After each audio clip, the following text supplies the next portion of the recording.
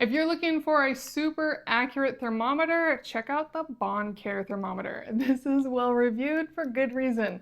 Let me show you everything you want to know about it. Now it comes in a protective case that actually has openings at the bottom so it can dry out if you wiped it down after use. And then this can be used everywhere. Now I am going to use it orally. I could also use it under my armpit, but I do think oral is more accurate. If you're using it for babies, you may put it somewhere else. Now to use, simply turn it on, and the first thing it will do is show you the last temperature it had, and then put it where you want. I'm going to put it in my mouth.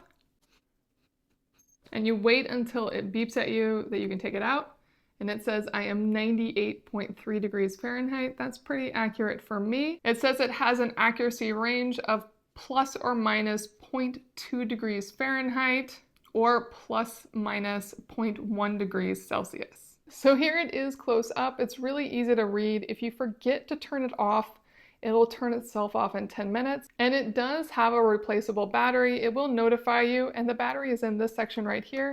It's not easy to get off, but once you get your fingernail in there, it pops right off and you can see the battery right there, and it just pops right back on.